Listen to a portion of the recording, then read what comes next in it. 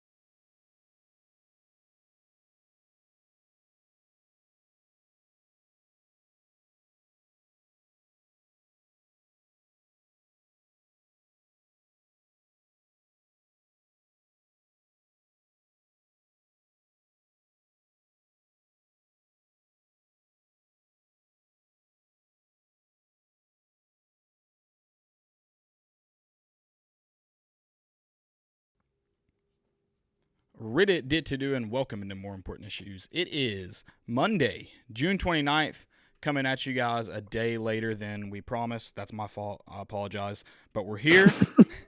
We are also, we were going to do it. We're going to be back together. I miss Landon a lot. I still miss Landon a lot. Miss you Um, too. I'm sorry, dude. I wanted to be there, but I'll be honest. That storm, I don't know what it was doing where you're at or parts of Knoxville, but it's bad, and it was bad in South Knoxville. I think it's now, of course, stopped because that's Yeah, the way that's it usually goes. how it goes. But the good news is that means we probably won't lose power. So That's that's the good. good news.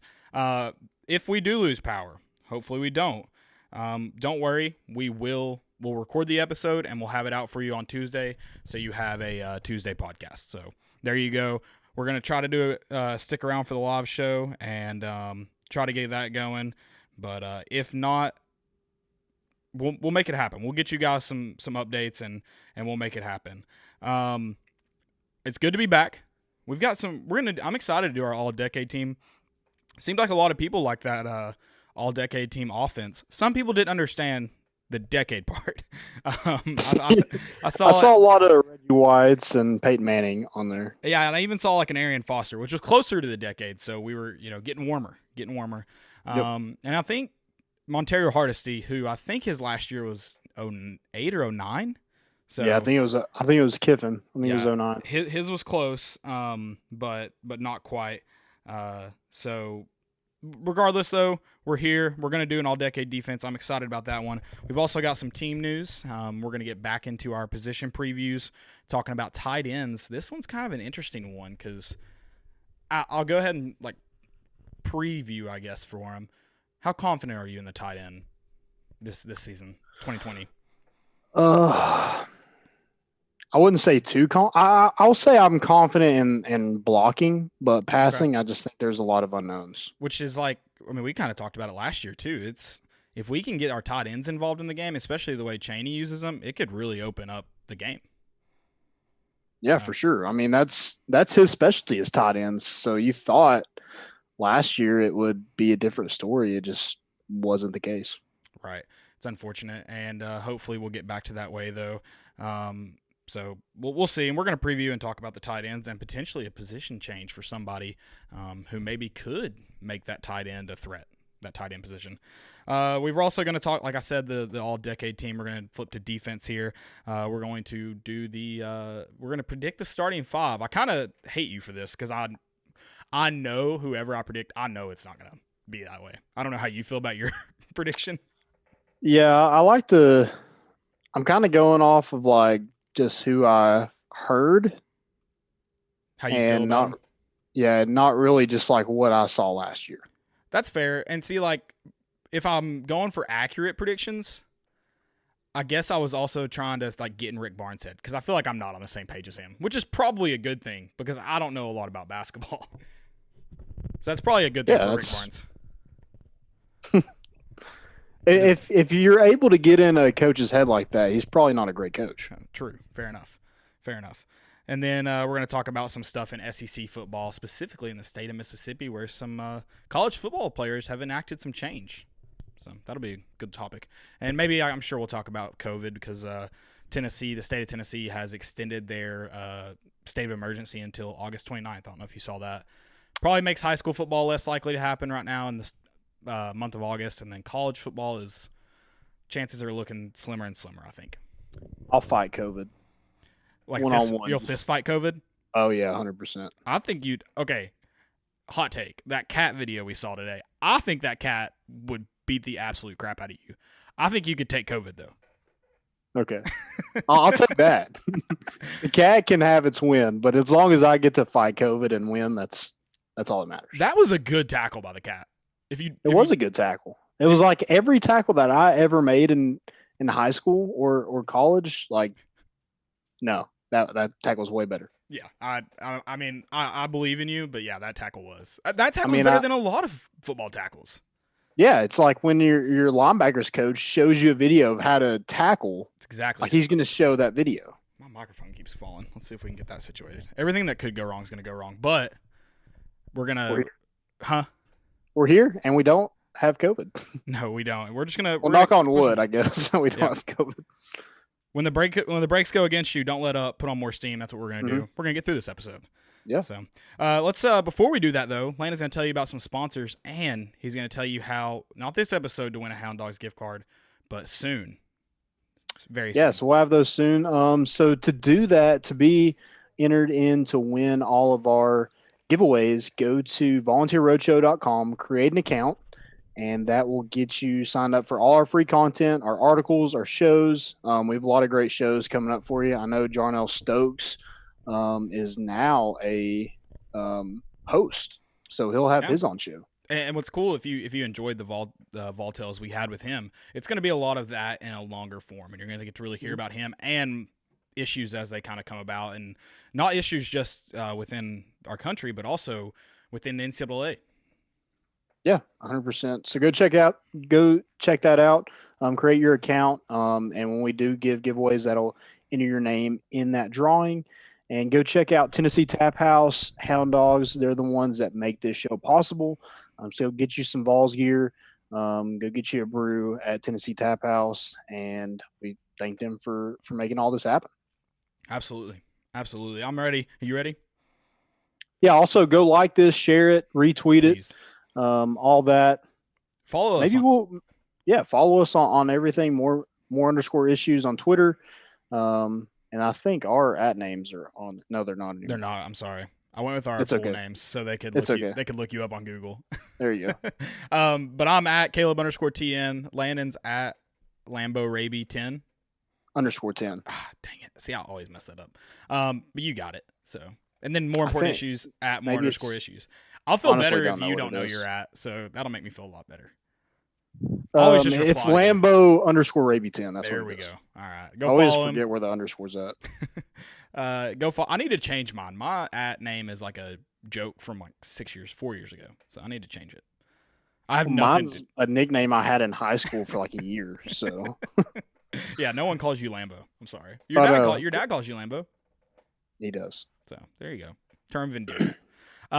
Also, I'm on Twitter, I'm on Twitter and YouTube. If you want to ask a question, Landon's on Facebook. What's up, NASCAR Vol? Already got some people on the YouTube. Got some people on Twitter. If you have a question, ask it, and then if we don't get to it immediately, we will get to it. I promise. So just hang on. We have a spot in the show just for that. So just bear with us. We will get to it. We want to answer your questions, so please ask away.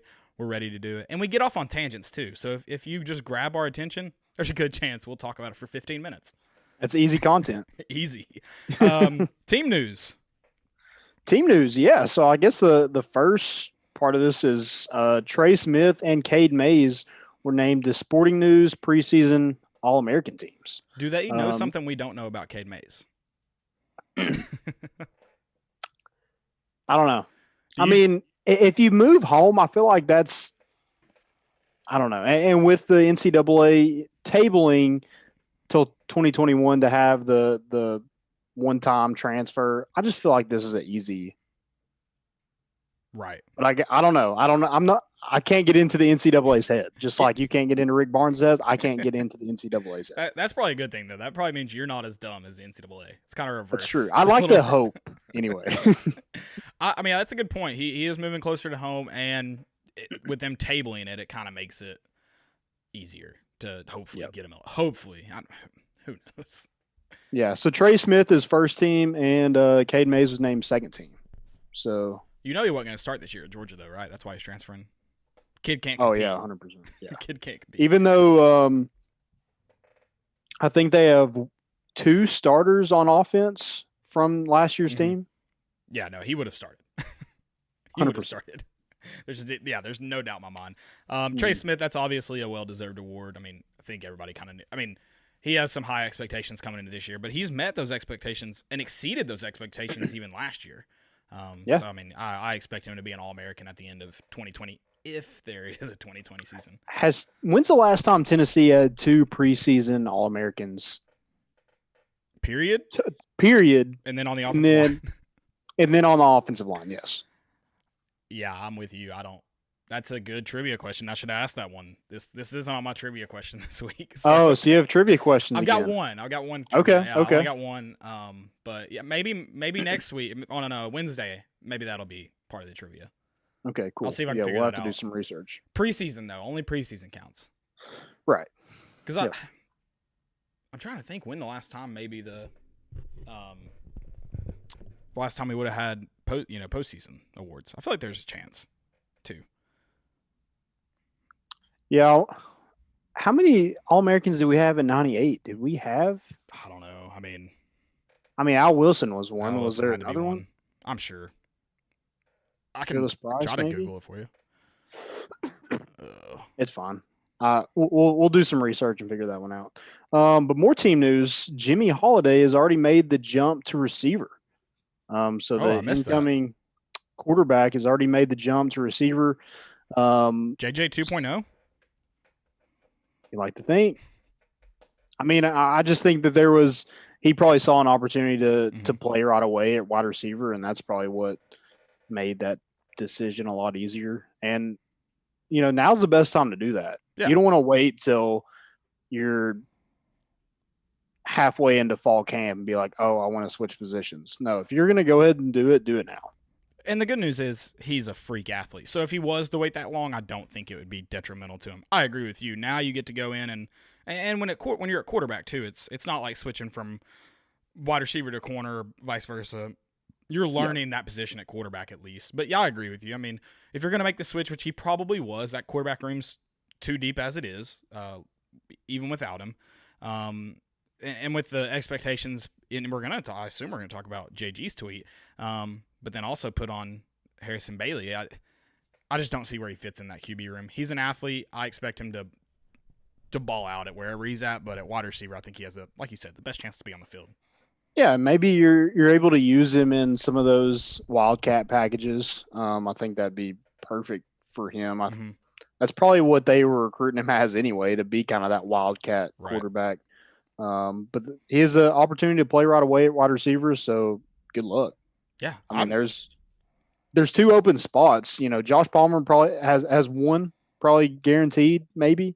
But other than that, it's wide open for those other 2 spots, and you're going to see some more than just 2 guys get reps. But 2 starting positions are wide open there for the taking, and you're probably going to see a freshman in there. I mean, there's a real chance of it, especially. I mean, you've got several freshmen that aren't bad options there. It's not like you have to play freshmen. I mean, there's several freshmen that are going to come in, Malachi Wadman, Jalen Hyatt, that probably have the ability to start on a lot of Division I, FBS, Power 5 programs, maybe SEC programs. I mean, Jalen Hyatt's got the speed, we'll see about everything else. And then Weidman's a freak too. So I want to see a race of Jalen Hyatt, Jimmy Holiday, and Jimmy Callaway. okay, I was about to ask how fast see a 4-4 race. How fast is Holiday again? 4.3, 4.4? Yeah, somewhere around in there. I think they're all right around the same. I think all three were track guys as well. I know.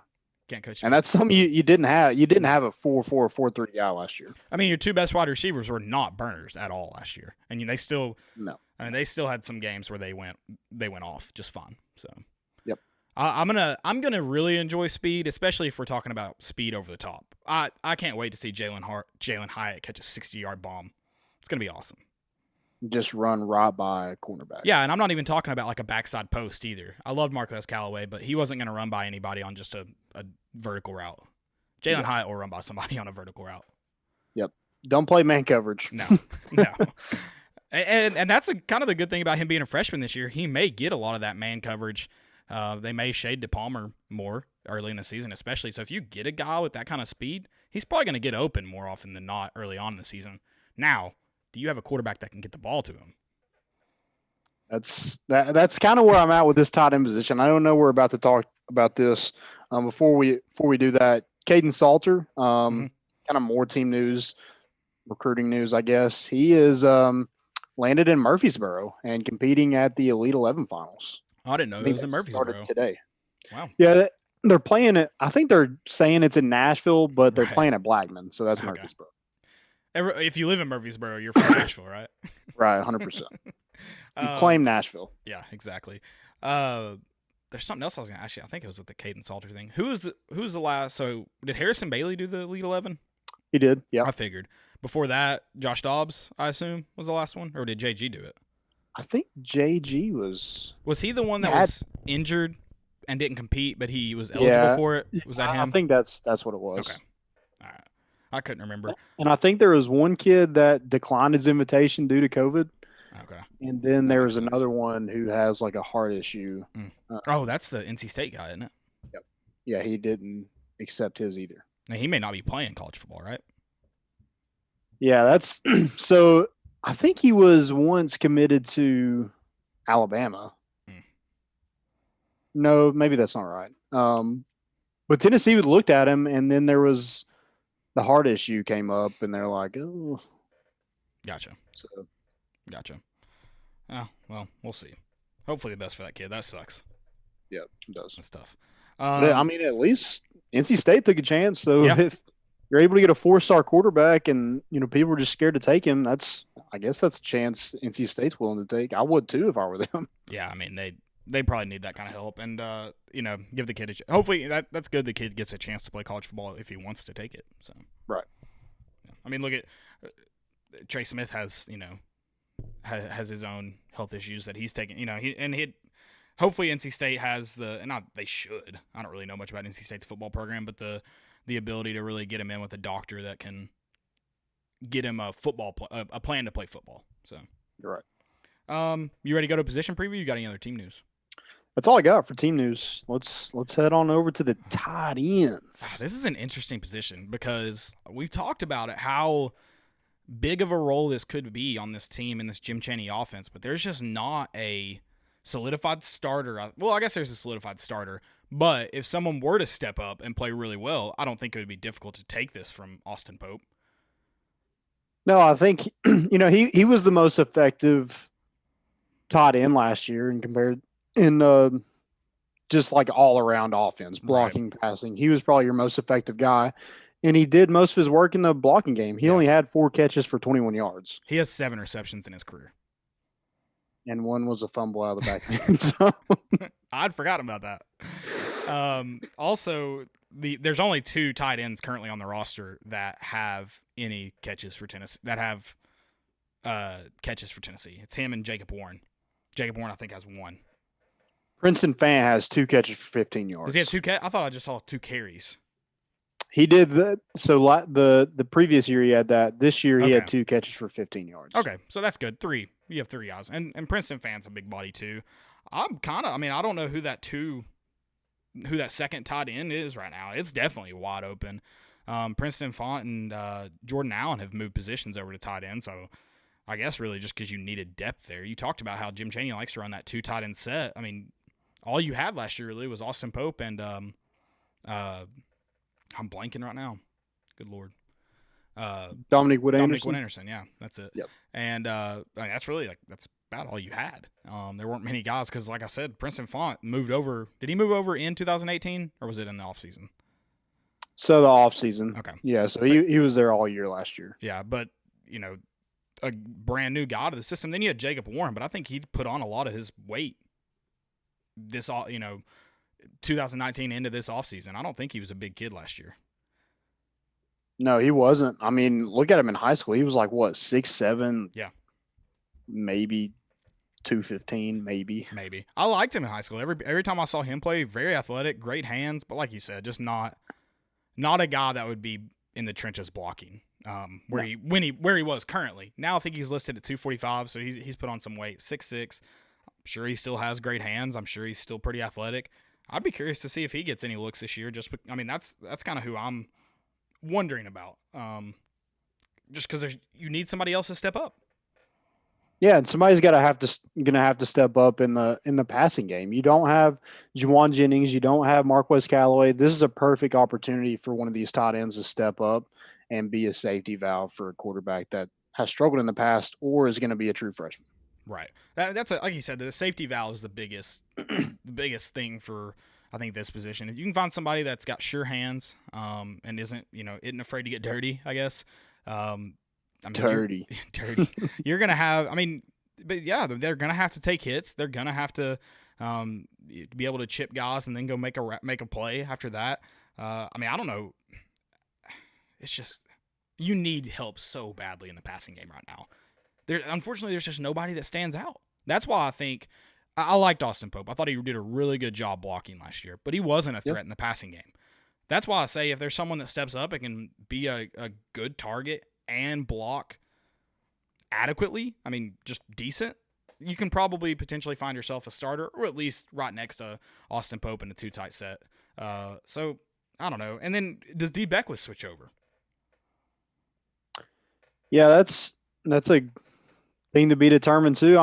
We were talking about Jimmy Callaway and his opportunity to see the field early. I'm sure he's thinking the same thing at wide receiver. And if he's able to run a 4.4, good Lord. Yeah, but he's only listed at 215 right now. So does that switch happen this year? Or is that something farther down the road? They try to put weight on him when they get a full offseason with him? Yeah, I think it's just a way. I think he wants to be a wide receiver. So they're going to give him the opportunity to do that. And then if it doesn't work out, you can always switch over. I'm more interested to see because you weren't able to get your 2 big-time prospects last year with Eric Gilbert and Darnell Washington. They chose LSU and Georgia. But next year, the 2021 class, you have help on the way. You have Hudson Wolf, who is listed as the #1 tight end in the country per Rivals. And you have a number of athletes like Trinity Bell, Julian Nixon, Rock Taylor, who could fit that mold as well. So I think you have some help on the way. I don't think this position is exactly where Pruitt wanted it to be. Right. I think it's getting there blocking. Now, you don't really have anybody that's produced anything in the passing game. Right. I think we talked, I don't know when we were talking about Eli Wolf. Yeah. And I think it was when we got Hudson Wolf and Pruitt was like, what position do you play? He was like, I play tight end. He was like, can you block a defensive end? And he was like, I don't know, but I can run a 4.4. Yeah, that's not it. That's exciting, but it's not what you need in a tight end. You need a guy. How often are you going how often are you going to need to use that 4.4 speed versus how often are you going to need to be able to block a defensive end? Mm-hmm. So, or even an outside backer. I just like with Princeton Fant, with him being a wide receiver in the past, and I would like to think he would be the best option to be the passing threat that Tennessee needs. But it could be Jacob Warren. It could be the 2 redshirt freshmen that didn't really do anything last year, and that's Sean Brown and Jackson Lowe, who were, I think, both 4 stars or right around that 3. Yeah, I think they were 4-star. I think they were 3 stars. I think Jackson Lowe was for a 3-star pretty highly rated. I think he was pretty close to 4-star. I don't know about Sean Brown. Yeah, I think they're right around there. But you have Jim Chaney, who's a great tight end developer, and you have the new energetic coach and Osavet. Yeah. So I feel like this group could be good. And I think they're going to be good in blocking. But can somebody step up and be effective in the passing game is the only question I have. Yeah, I like what you said about I think they're going to block well. I think they're going to help in the rushing game plenty. I don't especially Austin Pope. I don't have many questions about that. But you talked about how can someone be that safety valve? That's what I think that's what this team's lacking, and especially when we talk about helping a quarterback who just he has experience, but he doesn't have a ton of great experience. His on the job training hasn't gone incredibly well. So can you have somebody that helps him out and be that safety valve? Can they be there in a check down? But you got to get through your check downs too. That's the thing. That's the thing about that. But I think that flips the script for this offense a lot. I think it helps take some pressure off of the rushing game, and then helps them take some pressure off the quarterbacks in terms of making those great throws all the time. We're not taking sacks if our first and second option don't get open. If you have a good tight end there that can find space and then catch the ball, and then if you get extra yards, that's gravy. That'd be nice, but we don't need it. But right. we do need someone who can get out in space and catch the ball. I mean, even Dominic Wood-Anderson, he dropped too many passes last year. I don't know if he dropped more than like 3, but as a tight end, if you drop 3 passes in a season and you're not a great tight end, I mean that's like half. That's a fourth of your chances. So yeah, I think last year he had 21 catches for 268 yards. He had how many catches? 21. Okay, so which I was surprised at that. Yeah, I was about to say I can't believe we targeted him that much. I'm almost willing to say he maybe had more drops than 3. But yeah, again, that 3 out of 21 though. I mean that's a good chunk of your targets, and it probably affects your targets if you're dropping 3. But yeah, I just want to see a tight end step up. I understand D. Beckwith wants to play wide receiver, but if that position gets stacked up, especially when you talk about Jimmy Holiday flipping over too, I mean there's another person you add to that room. I'd love to see him put on some size and be a dangerous threat. And then you bring in Hudson Wolf next year. I mean, that could be a really, really dangerous tight end group. Yeah. We'll see. I mean, we're going to run a lot of 2 tight end sets, so somebody's going to have to step up. That's the fact of the matter. You're going to have to see some. Is it Jacob Warren? Is it Princeton Fant? Is it the guys Jackson Lowe or Sean Brown? Is it Jordan Allen? Because what's weird about Jordan Allen is he switched over to tight end, a room that has some depth, and he leaves the outside linebacker position, who basically had no depth. Right. So I thought that was kind of weird, and that makes me think that he thinks he has a chance of starting. Yeah. And I know he did play tight end in, I think, high school and maybe some in college. So I don't know. That's the interesting kind of wild card there. I don't know how he wants to see the field. I understand that. But I thought it would be this year, like with no depth at outside linebacker, I would think he would be there. But he switched over, so maybe he sees the field at tight end. I don't know. Right. I don't know. I hope we find somebody there. I hope we find I hope Austin Pope comes along, especially in the passing game. That would be nice. Yeah, because he was a big wide receiver at CAK, and I think he has good hands. It just, I don't know. Maybe he can't find space. Maybe he can't. I don't know. There's not a Travis Kelce. There's not a Rob Gronkowski, but there should be. Jason Witten has made millions and millions of dollars. Is going to be a Hall of Famer just being a safety valve. Yeah, I mean that's pretty much it. He's not. I mean he does get open most of the time, but a lot of times he's just finding space. He's just sitting in a hole. So right. He's a big old body. I'll take a big old body too. I don't need 4.4 speed. I'm excited for Hudson Wolf to get on campus. Yeah, but I mean his speed's pretty good too, isn't it? No, his is not. His isn't great. I don't know who I was thinking of. His speed could use some work. Yeah, he gets open. He does get open. You can get faster. You can. Yeah. Like I feel like it's a lot harder to get bigger. You can't. You can get like a healthy big. You can get quicker. I don't know about faster. Right. You can get quicker. Right. That's true. Yeah. But that's all you really need in a tight end. Just get those quick twitch muscles going. That's all we need. I thought you were lagging for a second. I was faking a scurvy. Well, I don't have anything else with the tight ends other than I just really hope this is a great position this year. I don't know if you really have the talent to make a huge impact there. It's just it's not your strongest grouping, especially on offense. But I think there are some guys there that could at least be impactful. How impactful? I don't think a lot, but maybe. We'll see. Yeah, I think it's up to them. It's up to them to get with JG and work on timing, or JG or whoever is under center for Tennessee. Work on timing and just build that bond and build that trust. Trust that they're going to be open. Trust that they're going to catch the ball. Trust that they're going to block and everything like that. I feel like it's kind of on them. I think it's a perfect opportunity for them to be utilized, so they got to take advantage of it. Oh, absolutely. Absolutely. You ready to go to the defense? Talk some all-decade team. This is fun. This is a hard – I'll be honest. This is kind of a hard one because this was hard. I don't know if you've watched Tennessee football in the last decade, but there was a book named after it. Yeah, the defense was not the it was probably the definition of dysfunction for most of the decade. There were some highlight moments. But I mean, even when you talk about the 1 year in 2016 when you probably should have been better, your defense should have been better, coach didn't trust your defensive coordinator, and that kills you. So that kills you. But all-decade defense, where do you want to start? Starting the secondary, we starting in the defensive line? Yeah, we can start secondary. It's fine with me. Oh, secondary. This is kind of difficult, by the way, for me. I don't know. It was difficult. So you want to start with, are we doing 2 corners and 2 safeties? That's what I did. Okay, perfect. I'll start with my corners. These were kind of easy. I'll say that. These were 2 guys kind of stood out among the rest. And this was here's my issue. This is where I issue. Are we going to do like a nickel star position? I feel like we should. I didn't do that, but we can. In dedication of Rashawn Golden, because I don't know where you stick him. I guess at safety. That's where I had him. Okay, all right. But I did Cam Sutton and Justin Coleman as my 2 corners. Those are mine as well. I think that's they stand easy. Out. We haven't had a ton of great corners. Bryce Thompson. We talked about this with Brandon Kennedy at center. Bryce Thompson could almost put his name in the hat for all-decade corner. And he's played 2 seasons. Yeah.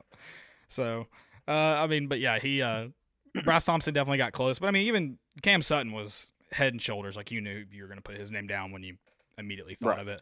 And then Justin Coleman was I don't know if he was necessarily an easy choice, but he did stand out among the rest. Yeah, and he's making a ton of money being the highest-paid nickel quarterback in the NFL. He didn't play much nickel at Tennessee, did he? We didn't use the nickel that much, though. Yeah, we didn't run a lot of nickel. Yeah. He was – I mean, good for him. Good for finding a role. Right. No, yeah, absolutely. He had 2 pretty good seasons at Tennessee, but I was pretty surprised to see some of the contracts he's gotten. Oh, yeah, 100%. So. I mean, Emmanuel Mosley is another one that – Emmanuel Mosley was absolutely shocking. Yeah. I would have lost the house on that one after I bet when you were like, Emmanuel Mosley, starting corner. In the Super Bowl? In the Super Bowl. I would have lost a lot of money on that bet. Yeah, 100%. And I would have bet a lot of money because I'm going, I watched him play college football. Yeah, not a chance. Way. Good for him, though. Because he was like, when he got on campus, he was like 100 pounds soaking wet. And did he get much, like, did he put on much weight his 4 Dude, years? He had, like, when he left, he had to weigh, like, maybe 130. Yeah, good for him, though. I mean, great for him. Yeah. I think he's on the smaller side still, but hey, whatever you're doing, keep doing it. He's making it work. Making it work. Yeah, and then everybody knows about Cam Sutton. Everybody knows about him. Cam. You got who are your safeties? Because I guess since I didn't do Rashawn Golden because I was kind of like corner nickel. I don't know where I put him. And my safeties, gotcha. I know this one. I'll do my first one real quick. This may be a hot take, but I got to go Todd Kelly Jr. Oh, okay. I didn't put Todd Kelly Jr. I thought about that. He'd probably be, if we did a nickel, he'd probably be it. But I went Rashawn Golden over him, and then I went Brian Randolph. Okay, so our Brian Randolph matches up, and then, Rashawn Golden would be in there if we didn't do a nickel. If we do a nickel, I'm probably putting in, and here's why I go Todd Kelly Jr. Probably going Rashawn Golden over Brian Randolph. Here's why I go Todd Kelly Jr. Dude was a ball hawk. And he got, some injuries that kept him out his senior season, and then I think he tried to redshirt and couldn't play. That injuries just kept him away. But he found the ball so much. And I think his sophomore season, he was like our 2nd or 3rd leading tackler for Tennessee. And I don't know. The dude found the ball, and that's kind of important when you're a safety, is finding the ball, whether you're making a tackle or making the play on the ball. And he did that. I love Todd Kelly Jr. I wish he could have stayed healthy throughout his entire career. I think he could be making some money as a NFL safety. Yeah, absolutely. So I was looking. I went with Brian Randolph over Todd Kelly Jr. Just because of the 2 seasons he didn't really play very much. Didn't really have any production. Brian Randolph, his last 3 seasons, I think 2 of those he was all SEC. He had over 300 tackles in his career at Tennessee. That's why I had to go with Brian Randolph. And then Rashawn Golden, he was just – I think Brian Randolph doesn't get enough credit because he was on a terrible defense. Oh, yeah. He definitely was a part of those rough right, and that's probably why he got so many tackles, because that front 7 didn't tackle anybody. I was about to say about Todd Kelly, too. I think it's not great that your safety's, your second or third leading tackler. That means they're getting past the front 7. But the safety's still got to make those tackles, so that's the good news. Yeah. The Brian Randolph, I did not realize how good his stats were until I started doing the research. I knew how good he was. He played in the NFL. Is he still in the NFL? I don't think so. I know he was on our show before. I think he played in the CFL. He played with the Rams for a couple seasons. I know. Right, and I think he played in the CFL, and then I don't think he's playing anymore. Okay. And but yeah, I knew he was good, and like you said, it's probably easy to forget guys like that when they're on just not great defenses. But yeah, his stats spoke for themselves. Like you said, all SEC. 2 years, is that what you said? Yeah, I think it was 2 years. I think I looked that up. I can't believe you didn't have Justin Martin or Malik Foreman on your cornerbacks. No comment. No comment. Let's go linebackers. I'll say this one's easy, but I don't know if it was easy. The first 2. I kind of went different. And you're going to find out what I did when we go to defensive line, but go ahead. Okay, so I went my first 2 linebackers. I'll go 2, you go 2, and then I'll go 2. Fair? Did you do 4 linebackers? I did 3. Okay, that's fine. My dog is getting into everything. I'm sorry. AJ Johnson and Jalen Reeves-Maben were my first 2. I thought they were easy choices. Yep. I also have AJ Johnson, Jalen Reeves-Maben. I also have Daniel Batuli as my 3rd. So Daniel Batuli is my 3rd, and that was a kind of, I had to decide between a couple people. But I did decide officially on Daniel Batuli, and I'll just go ahead and give you my 4th, and we don't have to count it. And this was the only reason I kind of got stuck on some people, and I was like, all right, if we were making a team on NCAA, and I had to pick, I'll pick Kurt Magid. I know his career was filled with injuries, and it was tough for him to even play a full season. But when he was on the field, he was a game changer, especially when he was next to AJ Johnson. Yeah, 100%. So I went Kurt Magid too, but I put him at defensive line because he kind of played a hybrid of defensive end, outside linebacker. So I have him as defensive line because, dude, he's a freak. And defensive end, we have not had a ton of great ones. No, and I know a lot of people would probably hate me for it, so I did 4 defensive linemen too. And my other DN, we know the obvious one. My other DN, I know you'll like it, Corey Vereen. Corey Vereen, baby. And a lot of people I know are going, Darrell Taylor, come on. But his stats aren't far behind Darrell Taylor. Corey Vereen's aren't. And again, it kind of came down to that. I was like, if I want him on my team, so I guess I'm not just looking at stats. I did look at stats partially. I wanted to make sure they were pretty close. I think Darrell Taylor had 6 more sacks than Corey Vereen, maybe. But maybe some of those sacks are because Derek Barnett got there faster. He played next to the greatest. But if you watched him play, you remember how impactful he was. And he kind of helped Derek Barnett because teams weren't able to just double team and shade to Derek Barnett's side. You had another defensive end to account for. Yep. Yeah, I like that pick. I went Daniel Batuli linebacker, and I know a lot of people put Kurt Magid, AJ Johnson, Jalen Reeves-Maben because they kind of played for each other with each other for 1 year. But I went Daniel Batuli just because he led the team in tackles for 3 straight seasons. Yeah. And you saw his impact he had on the defense when he wasn't playing those first couple games of the season. Right. And you saw the difference in the defense when he wasn't there. It was a totally different defense. I think we finished 29th in the country in total defense. And those last 2 games, we had to be close to last because it was awful. I mean, yeah, I don't disagree with the Daniel Batuli pick. Obviously, I chose him, and you talked about how impactful he was. That was several of these guys. I was just trying to decide how, because a lot of the stats are very similar, and then a lot of the times Tennessee wasn't very good when you talk about some of these guys. But you try to think about how impactful they were, and that, that's why I settled on That's why I settled on McCoy Vereen, and then Daniel Batuli as well. Yep. So who are your other defensive linemen? I have Kerman Jett as one. My other one, I have Malik Jackson. I'll let you go too. I have Malik Jackson. I did 2 tackles. Did you do 2 tackles or just 1? I have 2 tackles. Okay, see, and like that's why this is kind of confusing too, because you've seen the college football and football as a whole shift from a 4-3 defense to a 3-4. So that's why I gave us. I thought maybe I didn't text it to you, or maybe I texted it wrong, but I did 4 defensive linemen and 4 linebackers because for a time Tennessee had 2 tackles. For a time they really they played with a hybrid there. It wasn't necessarily 2 big men lining up in the middle. But I've got Shy Tuttle and Malik Jackson as my tackles. Okay. I have Daniel McCullers and Malik Jackson. I think we can all agree on the other one is Derek Barnett. Yeah, that was an easy choice. That was the first one I wrote down. Kind of cheated. Got off to a good start. It's like writing your name on a paper.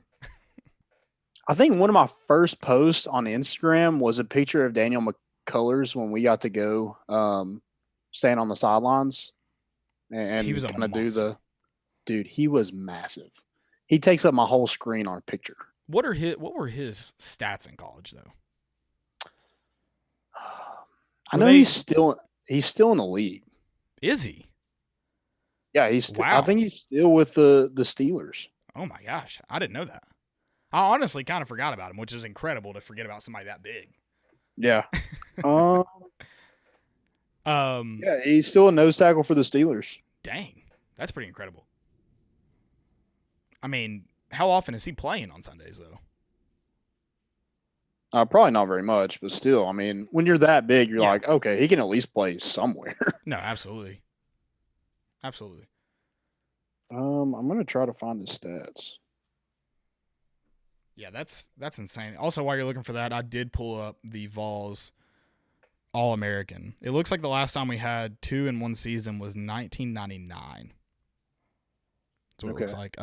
It was Cozy Coleman and who was the other one? I had it up here.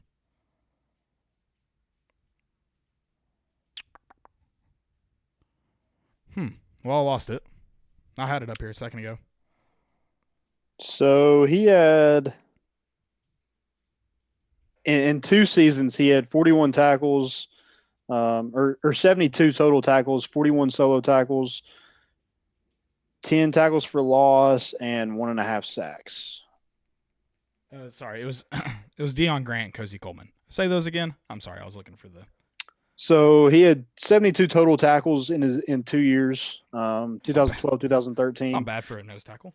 Right. And 10 tackles for loss, 1.5 sacks, 2 pass deflections, a forced fumble, and 2 blocks, and a fumble recovery.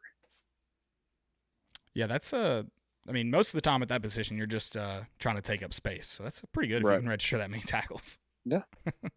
I think if Shy Tuttle could have been in Jeremy Pruitt's system for another year, I think him and Kyle Phillips make this list. Yeah, I don't disagree with that. So the reason I put Shy Tuttle again is impactful. And I'm kind of giving him the benefit of the doubt. I mean, look at what he's done in the NFL.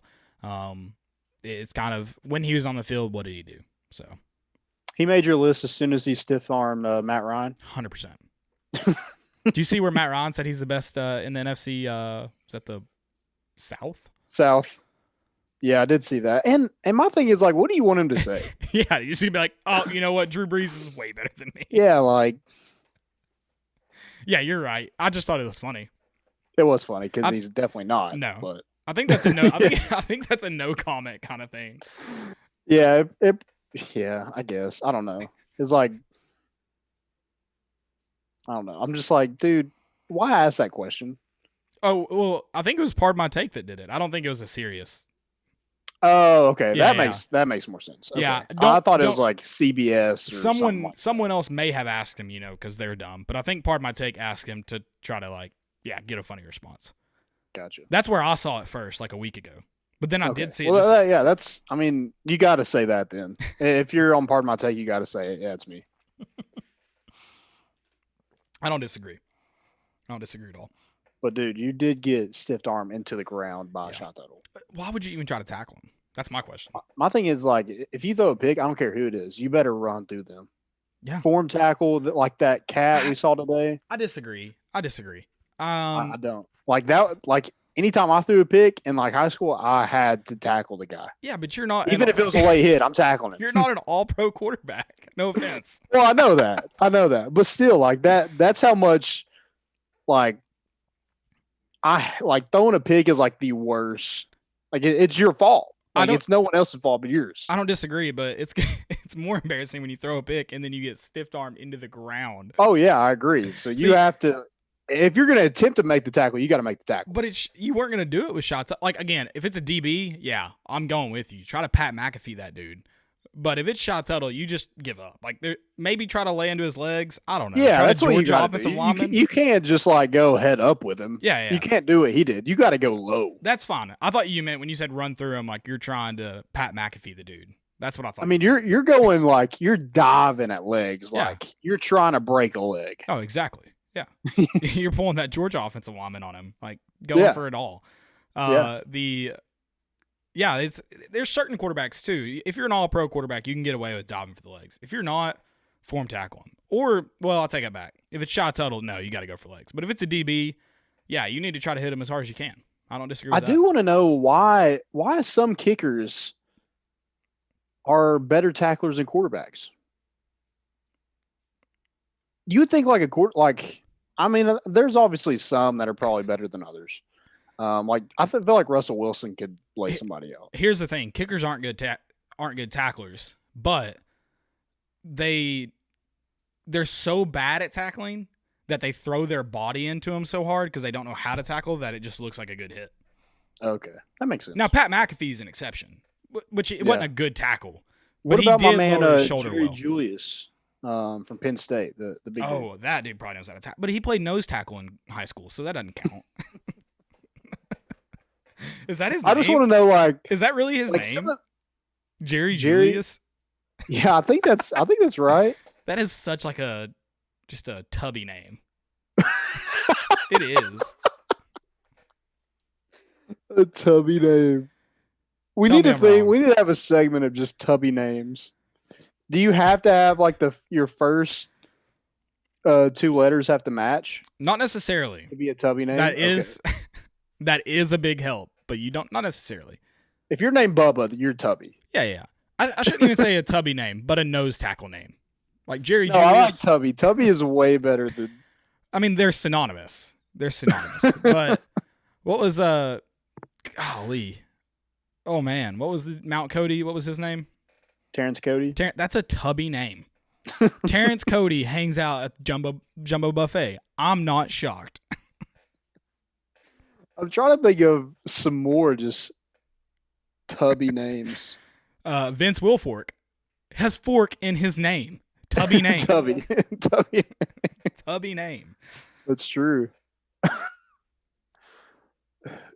Warren Sapp. That's a tubby name. Was Warren Sapp tubby though? I feel like he was a. He was a monster, but he was tubby. Like he didn't have a beer gut, like some of these guys. Like Vince Wilfork has never fit into a jersey in his entire life. Like imagine that. Like even those mesh youth jerseys, his belly still hung out of those. The ones that were like go down to like your ankles almost. Yes, exactly. Those were so bad. Sebastian Janikowski, tubby name. Seabass. Oh, that's you're talking about some good ones. I can't think of any. I'm struggling. I'll be honest. I wonder if I just Google fat football players, what it'll pull up. Also, I'm not judging any of these guys. They're making way more money than I ever will for being fat. So I could name some like people we went to high school with. I'm not doing that, but I could. I could do it. And I could probably name some tubby names that they aren't tubby, but I'm trying. Let me see if I can think of some. See, I don't know. Sometimes the name is just fits the person. Tuttle a tubby name? I wasn't going to say it because he's a Vol, but I think it is. Shy. It's okay. You're good. Like Oh just yeah, because you have a tubby name doesn't mean you have to be like Jerry Julius was a great kicker that's fine. / knock somebody out. Yeah. Yeah. I mean the name's Shy. It's got to be right. Maybe that's why Matt Ryan tried to tackle him. He thought he was just a tubby name guy. Yeah, but he was more than that. A lot of He muscle in was. that. A lot Yeah, of muscle in you that. you made the wrong decision, Matthew. Golly, what was it? Oh man, Kentucky dude. That was The a tubby hefty name. lefty. That's a tubby name. Jared Lorenzen. Lorenzen. Yeah, That's it was. a tubby name. It is. I'm sorry. I just googled it. I'm gonna see if there's any more on here. Do you want trivia so I don't look like an Yeah, a-hole? yeah. Let's get some trivia going. All right, I've only got one. Okay. And I misspoke last episode. Marquez Callaway didn't have more receiving yards than Juwan Jennings. He had more all-purpose yards than Juwan Jennings. Which I also don't think is correct because I don't think it was accounting for Juwan Jennings' passing yards, which doesn't make sense because it's all-purpose. So I don't know. So that could be most incorrect. of those are to Marquez Callaway, so they probably cancel out. Might add up. But yeah, Callaway had 2,279 and Juwan had 2,246. So Wow. if it comes up, all-purpose yards. Okay, so here's your trivia question for the day. All right. Juwan Jennings finished his career with 2,153 receiving yards. He ranks 4th all-time in receiving yards in Tennessee history. Can you just name 2 of the 3 receivers in front of him? This actually isn't too difficult. Carl Pickens. Oh, no. Damn. Yeah. Peerless Price. Price is one of them.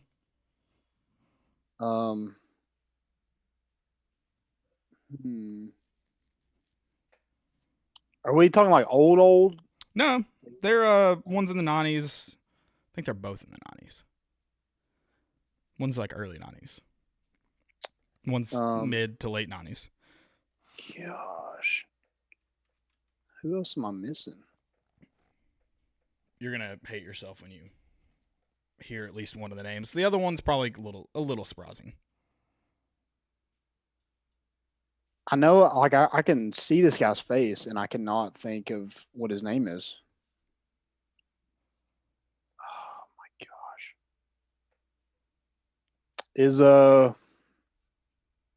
Is Robert Meacham on there?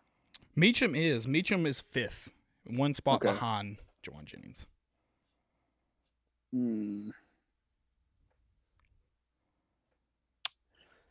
Joey Kent. Joey Kent is number 1.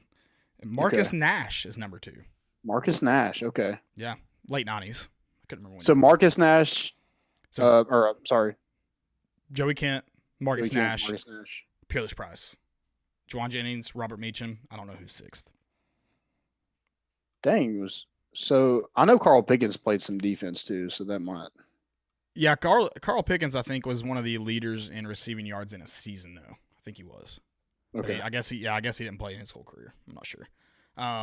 But yeah, there you go. That's all I got for trivia today, though. How many yards did Joey Kent have? Joey Kent had 2,814 in his career. Dang. He did have Peyton Manning thrown to him.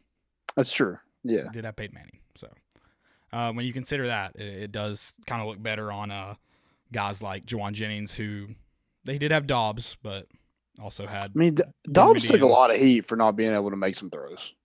But Dobbs is, I mean, last trivia from last week was he was the top. He was one of the. He passed for some of the most yards in a season. I think he was 3rd, maybe. Oh, really? I can't remember. I didn't write down the order. He might have been a 2nd. Lot of people hated me because I put Tyler Bray instead of Dobbs. A lot of people agreed with you, though, which I was surprised. Yeah, some people did. Some people did agree with me. I thought you'd get more hate. Yeah, some people, and I think they like the gunslinger. Yeah, that's kind of who I went with. And when there was some game, you did do a great job of identifying him as a winner. But there were some games when he didn't win it. No, I mean, I don't think I don't disagree with the Bray pick. Yeah, I mean, I don't. I don't think Bray was. Oh, he definitely wasn't more of a winner than Dobbs. Definitely not. No, and it did help the team Dobbs is on, but Dobbs also made a lot of key throws and key runs to win games. Oh yeah, he was a playmaker. Like he was a better playmaker. Not necessarily a better quarterback, but he was a better playmaker. Well, and he was just probably more. I mean, he's probably more clutch, I guess. He had the clutch gene. Mm-hmm. I mean, Bray was. Here's the thing: you kind of knew what you were going to get out of Bray. And and Dobbs Bray could kind of do it all. Right. Well, with Bray, it was just like we're going to put up 50 points, and if they put up 60, we're going to lose. Like that's kind of how the game was going to go before. Right. Yeah, it definitely. The defenses Bray had did not help his case in being the winner, and I recognize that.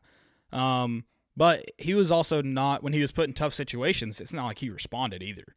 Whereas Dobbs had some defenses that didn't necessarily help him entirely, especially and offensive lines that didn't help him, especially when you look at those first couple seasons.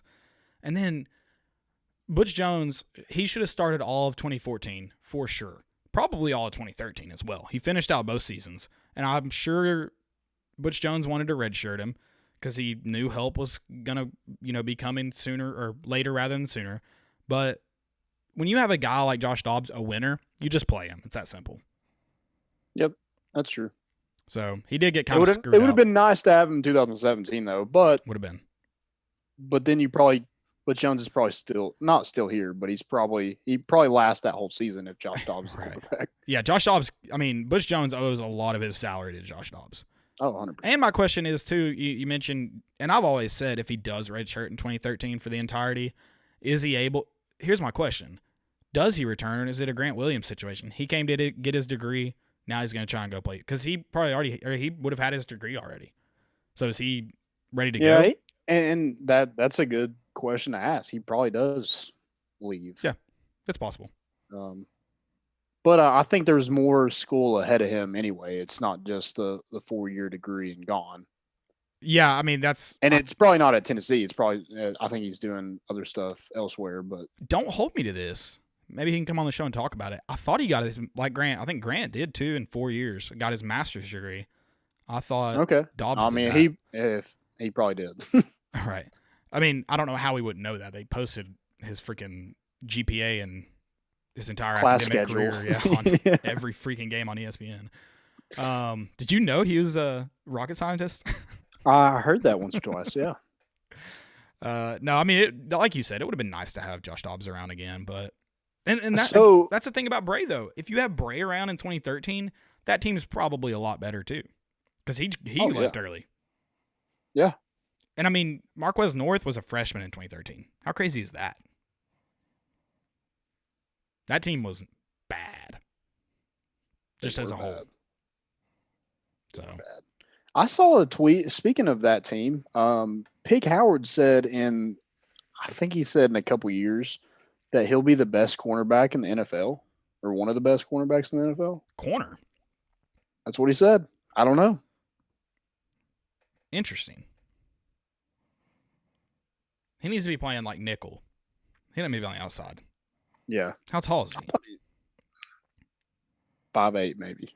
Maybe. Yeah, maybe. Do you want to do specialists next week?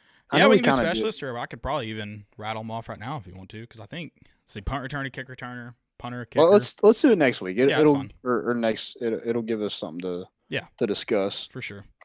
I gotta imagine ours are gonna pretty much. I think everybody's are gonna line up. Yeah, probably so. Trying to think off the top of my head. Did you see the staff wish Dylan Brooks happy birthday today? I did. Yeah. Dude, Jim Chaney cracks me up, dude. He's a grandpa. Is he a grandparent yet? Because he acts like one. He's got a. Does he have a chubby name? Tubby name. Chaney? Hell yeah. Hell yeah. That screams 3XL. Are you 4XL? Are you kidding me? Oh my god. What do you think he actually wears? Especially in Nike. Like, what do you think he wears? Because Nike. It's got to be 4. I think it's got to be 5. Think Do they about how. even make it 5? I mean, no, I think he has to get things specially made. Oh my god. Think about how like tight Nike stuff is, especially their like That's football my thing. gear. Like, how did Daniel McCullough? Like, I know they had to like make everything for him, but like, It's I don't know. insane. Where do you even get that kind of fabric from? Oh my god. Yeah. Like, you basically have to get a freaking Volkswagen tarp. What size shoe did Danny McCullough wear? Do you know? You got that info on you? I do not have that info. I wonder what it was. You think it was bigger than Jarnell Stokes? Didn't he wear a 20? I think it's 20, maybe 22. 22 kind of sounds right. 22 is what Shaq wore. Shaq, I'm pretty okay. sure. Gotcha. And I think he was like 2 under that. So yeah, Okay. 20. Sounds right. That's how huge. how tall was Danny McCullers? He wasn't 7, was he? He was like 6'11", right? 6'8". 6'8". Okay, he I wasn't. think. That's insane to think. Like only that tall. I'll say that, but like that's how tall. Look at Grant Williams coming at 6'7". Yeah, he was 6'8". Yeah. So I mean, that's just wild to think of. Because I mean, obviously he's a big human being. Don't get me wrong, but I mean, you talk about some of the dudes on a basketball court that are big human beings. Yeah. I mean, he was 6'8", tall and 6'8" wide too. So. Yeah. Oh yeah. I mean, the sheer mass of him made him seem so big. He took out the whole side of the line. Yeah, because those basketball players, you're right. They're typically a little bit slimmer than Daniel McCullers. So I can't believe I forgot about him. Cannot believe that we had him and Tiny Richardson on the same team. Tiny's a chubby name. Tiny, oh yeah. Nobody calls an actual. The short guys are always like Big Tom, like big in front of their name, and all the big guys are tiny or little. Except for rappers. Well, they're little, not little. That's the difference. I'm not getting back into that. All right, basketball. I hate you for this, by the way, but basketball. Let's do it. Basketball. Let's get it. I need to flip back over here. Predicting the starting 5 for next year's team. Dude, I don't know. And so I kind of have to. I feel like you'll kind of have the same thing too. But whether or not Yves Pons comes back, that's one. I guess we kind of have to make up for. I don't really have 2 lineups, but yeah, I just kind of flipped him with somebody. Yeah, so yeah, that's kind of what I did too. Okay. I'll start, I guess. I feel like this is wrong, but part of me in my heart tells me it's right. I think Vescovi's got to start at point guard. He's going to have the most experience. He looked better bringing the ball up the court than Josiah last year. Mm-hmm. I got to imagine his speed's going to get better. He doesn't kill you defensively. I've got to think it's Vescovi. I got a hot take. I mean, I'm not going to disagree. That's the thing, because I just don't know. Well, I have a hot take, and this is a hot take. I know. I think okay.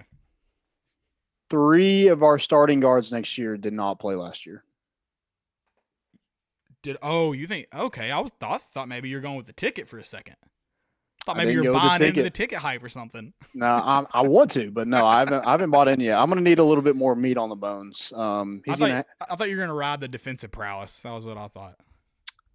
No, I'm going full offense. I'm going Victor Bailey Jr. at point guard. I'm going the other 2 guards, Keon Johnson and Jaden Springer. Man, I don't disagree with Keon Johnson and Jaden Springer at all. I've got them written down, and then I've got the possibility of Josiah sneaking in over Jaden Springer.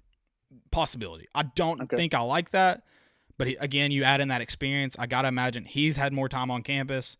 I gotta imagine he potentially gets that nod, and I feel like Rick Barnes is hesitant to start freshmen. So but I know we've talked about how these freshmen are different than most freshmen. Right. Yeah. I definitely think Keon Johnson's a starter. I think you could pencil. I think he's in there. I do. That's the one. That's the 2. I've got 2 guys on here that I'm confident will start: John Fulgerson and Keon Johnson. Yep. Yeah, I'm going with Victor Bailey Jr. Everything I've heard. That's wild. I mean, everything I've heard says that's the key next year, and I don't feel great about it because I feel like Vescovi was, besides John Fulgerson, he was our best player. He just did so much for the offense. And maybe creative. It was just because we didn't have anything else. But This is just what I think. Yeah. I actually watched an Oregon basketball game today. Did you watch a home game? Maybe. Did you get a headache from the court? Oh yeah, 100%. Dude, I can't. I've tried. I've seen Oregon on TV and I've turned it off. It's terrible. And the kid can shoot. He can get to the rim. He's super athletic, and he just reminds me of Jordan Bone.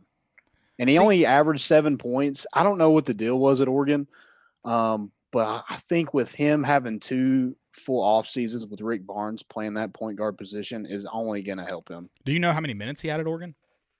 I think it was around 19.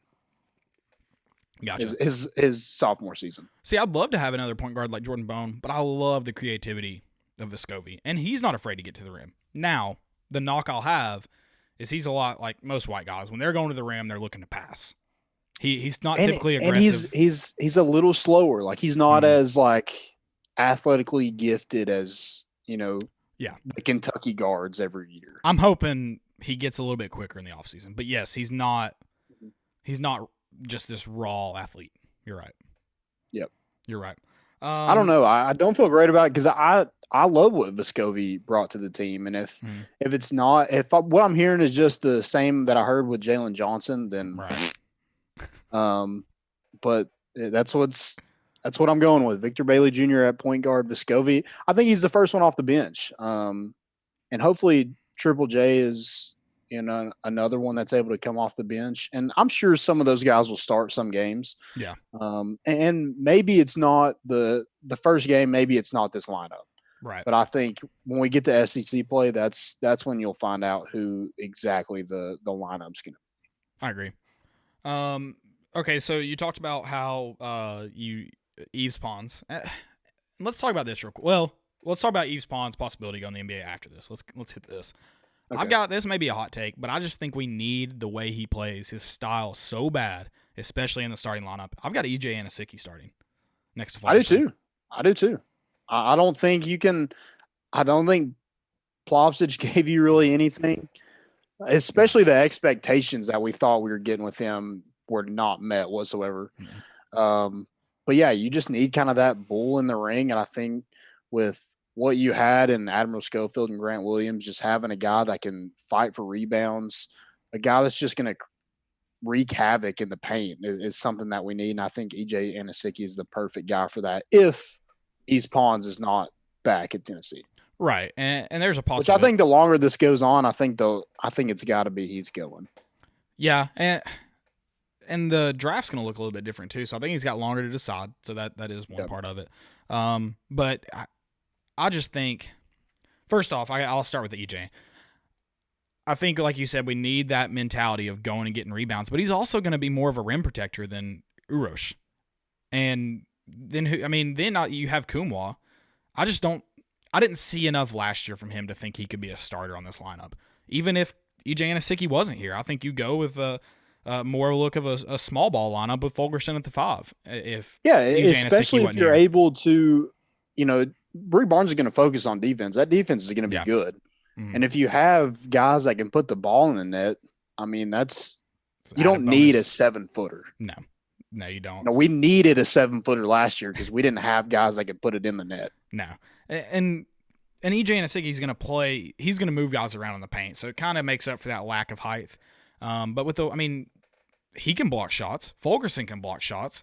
I mean, you have the ability to protect the rim at least a little bit. I mean, maybe not as much as Yves Pons, but you have the ability to block. Now, Kumwa showed flashes of good stuff, but not enough. And I hope he comes along, and I hope he's able to give us some quality minutes. But he can't start.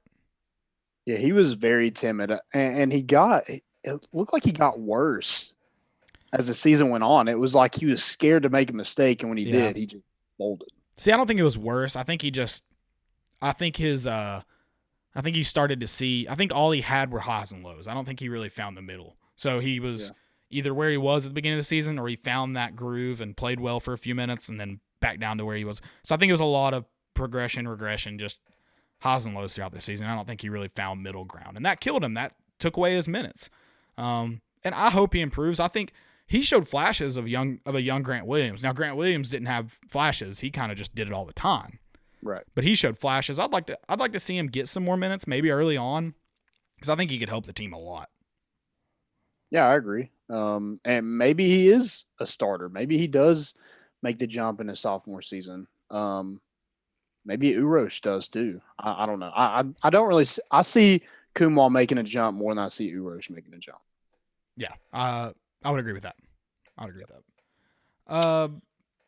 Okay, so let's go to Eves real quick. Unless you have anything about the starting lineup. No, it's all you want to add in. So Eves Pons is right now going to the NBA draft. I just don't see him going and trying out for an NBA team and them not wanting him. I don't see it happening. He's a freak athlete.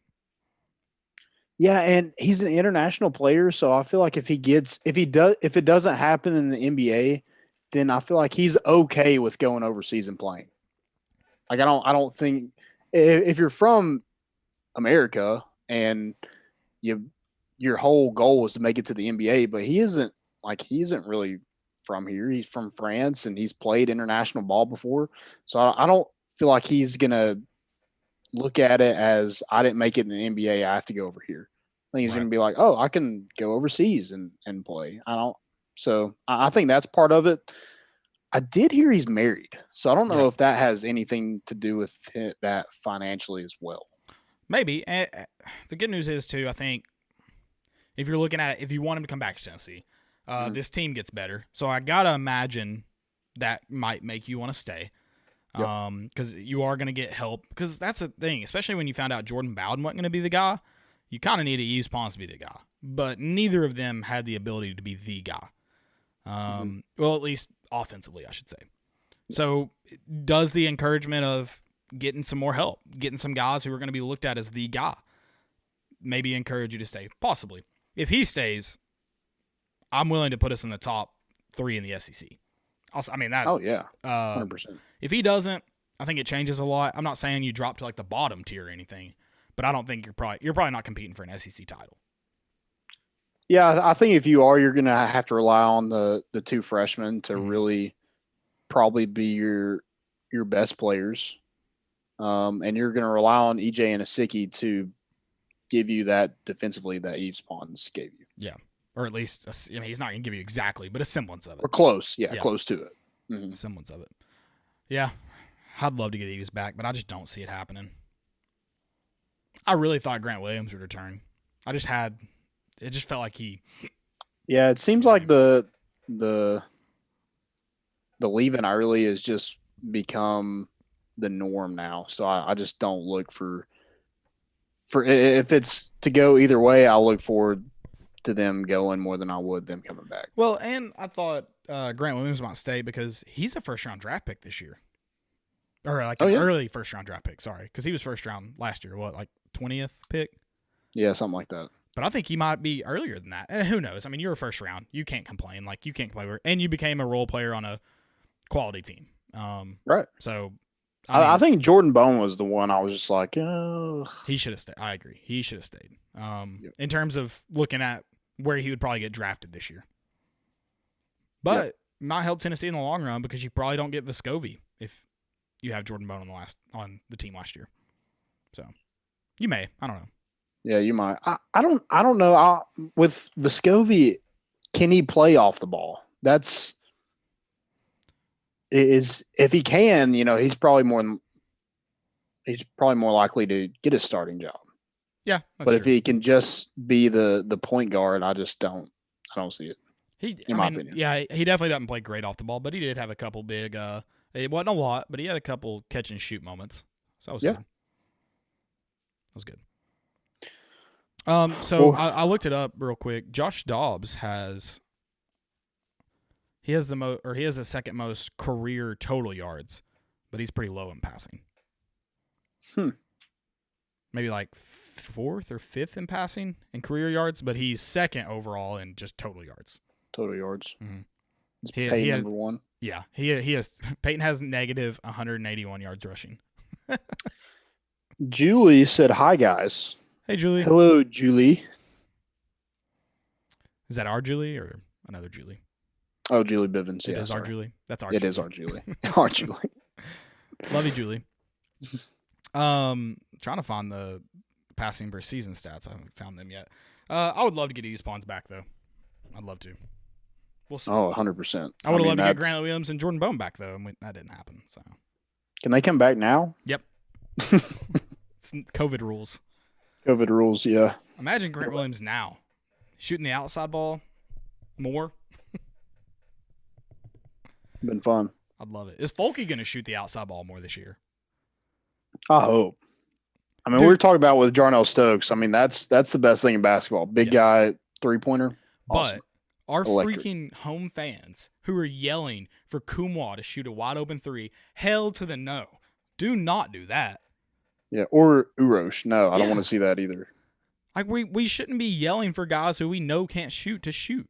Now Fulkerson, I'll give Fulkerson a chance. Yeah, here's the thing: if you can hit a turnaround 10-footer, you can hit a freaking 3, especially a wide open 3. Mm-hmm. Yeah, and you got to earn that. You got to earn that respect to be able to pull up. Yep. And those other guys just haven't earned it. Fulkerson beat Kentucky pretty much by himself. He earned it. Exactly. You got anything else for basketball before we move on? That's all I got. Let's move on a little bit. So we're going to talk about some Kylin Hill and what's going on in the state of Mississippi. You know, a lot of people find it annoying that it's weird. A lot of people find it annoying about these college kids stepping up and advocating for change in their college campuses, in their state. And Kylin Hill is actually from the state of Mississippi. From Columbus. I don't understand how you can fault these kids. Now, could he have potentially lost his scholarship? If you don't know the story, Kylin Hill announced that he would be sitting out the 2020 season if the Mississippi flag continued to have the rebel flag. It was like a quarter of the flag probably in it. Yeah.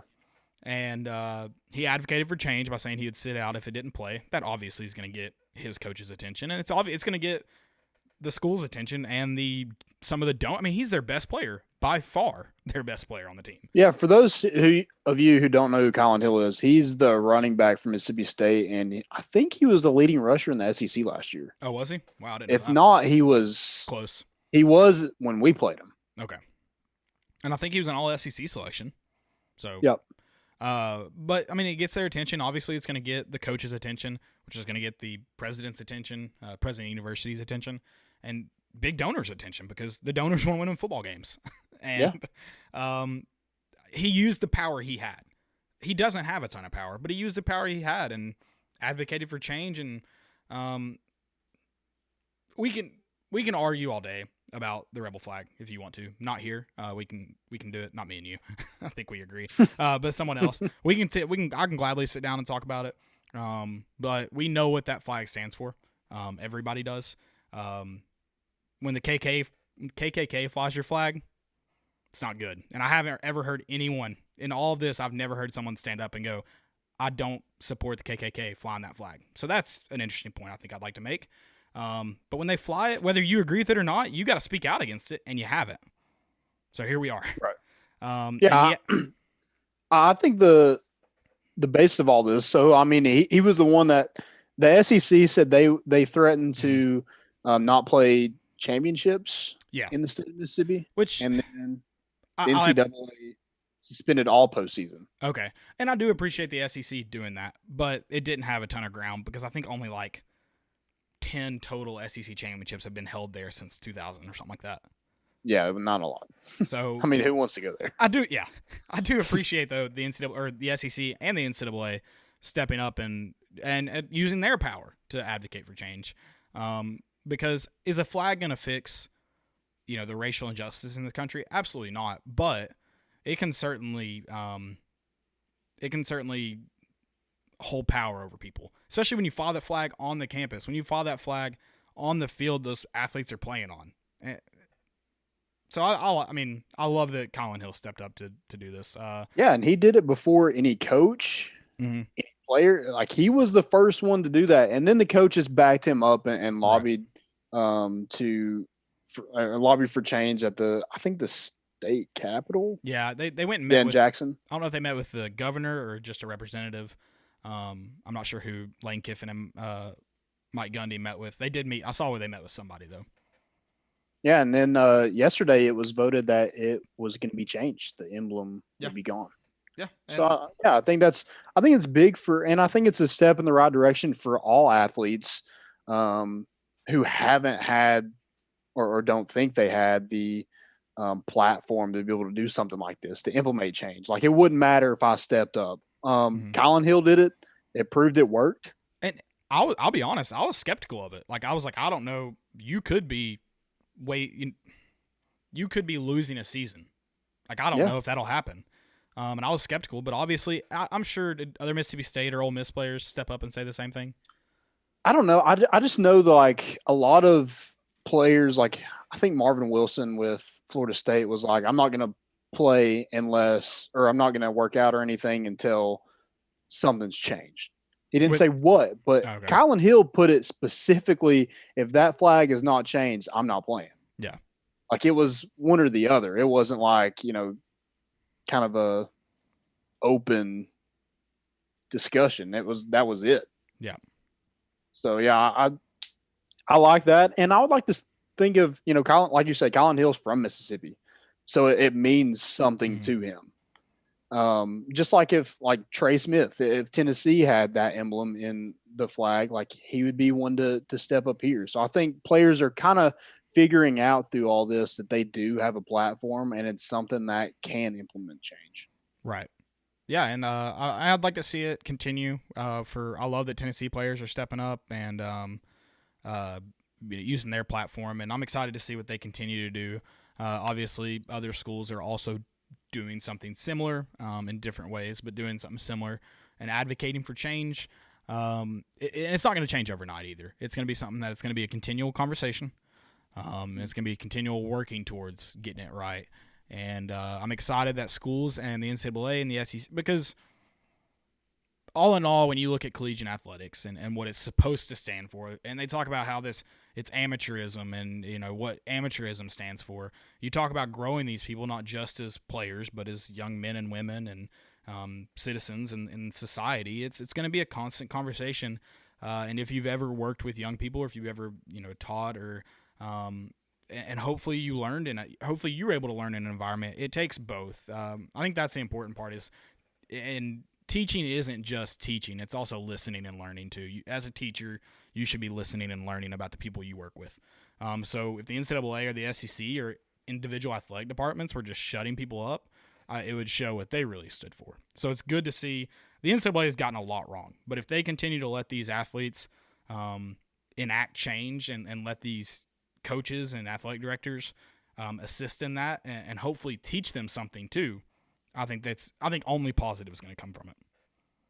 Yeah, I agree. I mean, I think I tweeted it out a couple weeks ago. It was like, if more people would just listen instead of just running their mouth, this country would be a lot better off. Oh, absolutely. And I think one thing I'd like to see too is a lot of, because if we're just looking at the facts of it and like how it works, what percentage of athletic departments, the students they're over, are African Americans? They need. Sorry, go ahead.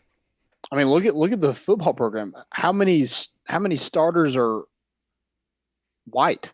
Yeah, and the kicker. Yeah, Briss Magley. That's probably it. And you got a couple offensive linemen. Not that are starting. Oh, I guess that's true. Well, Kade, if he starts. Well, yeah, Kade. Yeah, Kade. But yeah, I think you have Tennessee that's put T. Martin in charge of a cultural committee. I think more athletic departments need that, because look at the people you should be serving. Are you serving them past athletics?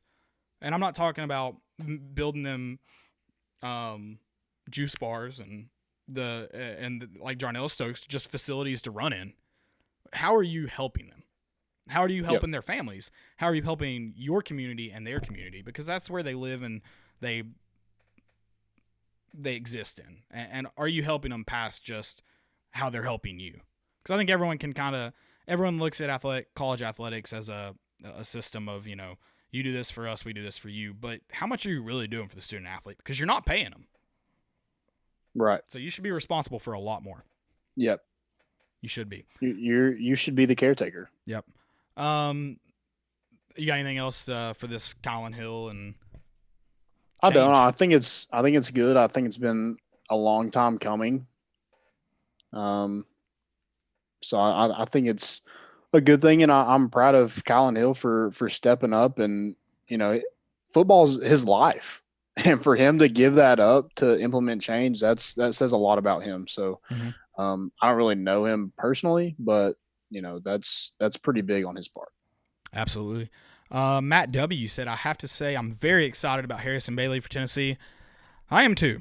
I hope he lives up to the hype. He said he strikes me as a mentally tough quarterback, and Tennessee needs a mentally tough quarterback. I would agree. We're trying to reestablish Tennessee an SEC powerhouse. Yeah, I mean, Jaron Pruitt's doing all he can to get Tennessee back to the top. Hopefully that happens. I mean, I know what we want Harrison Bailey to be. And he's a winner. I mean, everywhere he's gone, he's been a winner. I passed Lowndes County on the way back from the beach, or not Lowndes County, Lowndes High School in Georgia. That was the team that they beat in the state finals last season. And dude, that place is huge. First of all, is it? And then I looked it up. They were like the number 9 team in the country when Marietta played them, and Harrison Bailey beat them. So, kid's a winner. Glad he's a Vol, and we'll see. I mean, I feel like if he can just be consistent, I feel like that gives him a leg up.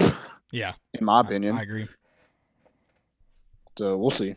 Hey, I think your dad threw you the assist on the Joey Kent trivia. I just saw the comment, so I'm sorry, Tracy, but he commented Joey Kent, so I think it was throwing you the assist there. Okay, I appreciate it. He gave me the assist the other night too. He was. Oh, did he? What were we? Ladder ball. We were talking about beach games. Yeah, he watches out for me still. I'm 25. He still watches out for me. So, are we ready for questions? Yeah, let's do some questions. So Eric Smith, you remember Eric Smith, right? I love Eric Smith. Good dude. Yeah. He says, with Juwan Jennings and Batuli gone, who will be the new leaders to step up and motivate the team on each side of the ball? I misspoke, by the way. Great dude. Yeah, he is a great dude. Man, I got to assume offensively. See, I don't know.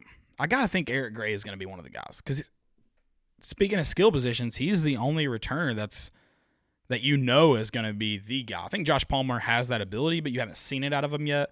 The last 3 games of the season, you saw it out of Eric Gray. So I don't know how vocal of a leader he is, but I know he plays kind of the mentality Coach Pruitt wants the team to play with. So I think he's going to be he's got to be somebody they look to. And JG should be that guy too. He should be by this point. But I'm not convinced. Yeah, that's kind of what I would say. Trey Smith would definitely be one. Yeah. But he's kind of already been, I guess, that guy on offense. But yeah, JG absolutely should. He plays the most important position in all of sports. Yep. And so he should be a leader. I mean, look at the teams that have won a national title. Or look at the teams who won a Super Bowl. Who's the face? Do they win without a good quarterback? No. Do they win without a leader at quarterback? No. No. And that's the thing. He doesn't have to be the best player on the field, but he's got to be the most composed, and he's got to be a leader. Yep. That's what you need. That's what you need. I mean, look at Joe Burrow last year. All those guys would take a bullet for Joe Burrow because he would do the same for them. Yeah. Now he's a leader. They fought for him tooth and nail. So, if he can get this team kind of unified and lots of fire underneath them, and they can trust him the same as he trusts them. I feel like this is going to be a good football team, but I feel like a lot of it rests on JG's shoulders. Yep, I would agree. That's kind of the only question I got. Do you have any? No, I haven't gotten any on Twitter or YouTube here. Okay, I don't have any on Facebook as well. We can move on to segments. If y'all think of any or have any, feel free to drop those in the comments, and we'll get to those. We'll definitely get them. Most important of the week. Most important. It's got to be Cam going to the Pats. Dude, I love that. So that rumor got floated out a while ago. I don't know if you remember. Yeah. Maybe right when Carolina released him. Maybe it got floated out then. I was all in. Now it's gonna take Cam, getting back to 2014, whatever year that was, 2015, getting back to that Cam. But it's 2015. I don't know what year it was. Whatever year they went to the Super Bowl was probably his last year, though, being Cam Newton. But 2016, what year was it? I know you just looked on that Bud Light. Yeah, hold on. I think it was 2016 because I think it was is it your 21st?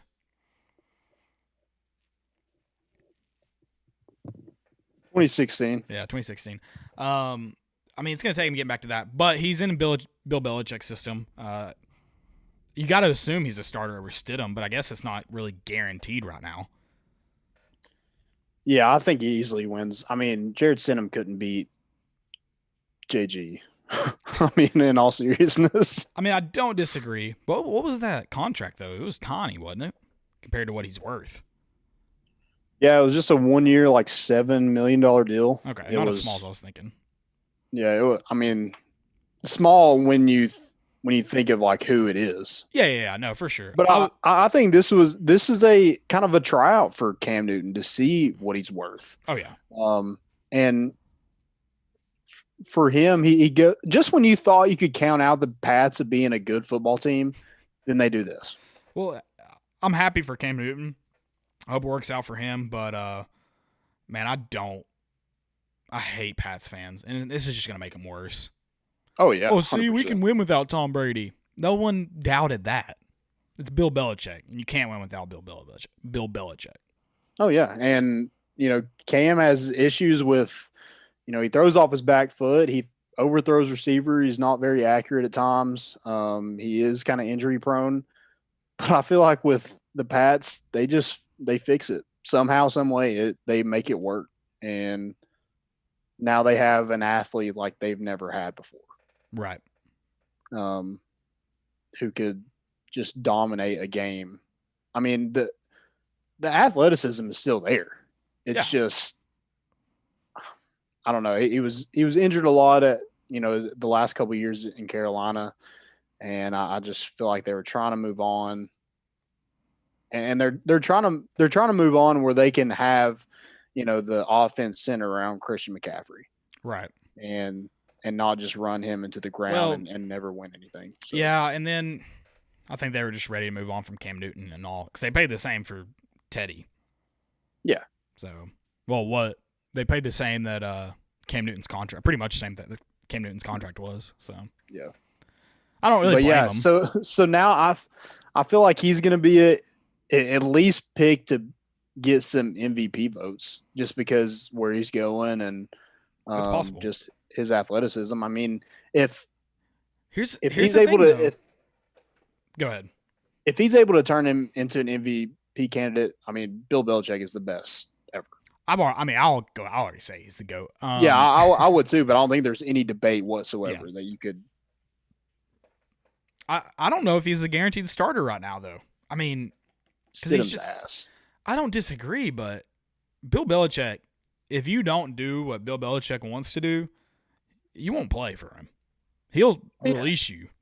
Like if Cam Newton doesn't come to New England I'm sure they've had. I mean, look at Antonio Brown, a freak of nature.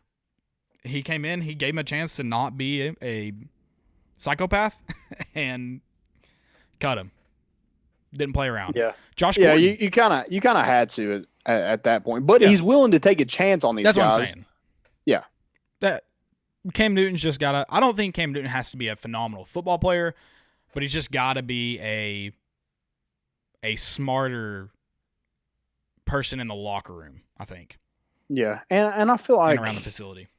He's definitely in a lot better. Like Antonio Brown and Josh Gordon, those two guys were like very questionable when they went to the. I don't feel like his character's questionable. No, not his character. Not like them two. No, I think those guys were probably on like a one strike, and we're cutting you. We don't need that crap. Cam Newton's probably got a little bit of a longer leash, But he's had some, especially the last, I guess, 2 years in Carolina where, was it last year he just didn't show up on Monday morning? Yeah, he had some issues, and I don't know what he was dealing with. I love Cam Newton. I'm a Carolina Panthers fan. I love Cam Newton. He's been one of my favorite players since he entered into the league. But, he just, after that 2016 season, he just wasn't that guy. No, I think it was just some locker room stuff and maybe not agreeing with the coaching staff as a whole. And then maybe. And not having a great coaching staff is part of it too. That too. I feel like you have a lot better situation than you've ever had with Matt Rule coming in. Mm-hmm. He's been a college coach. He's been successful. That's more than I can say when Ron Rivera took over. Really. Ron Rivera getting jobs is that dude is, I don't know how he gets a job every time. It's pretty amazing. Yep. Yeah, I like the Cam Newton movie. It's going to be interesting to see how it plays out for sure. Yeah. I think the Patriots, first off, they were probably going to win their division with or without Cam Newton. Now they're definitely going to win. Yeah. And just when the Bills thought they had a chance, they take it right out from underneath them. How do they luck into that division? That blows my mind. How does that division just suck? I guess it doesn't help when they've got New England twice on their schedule. But that's what kind of blows my mind about Brady going to the NFC South.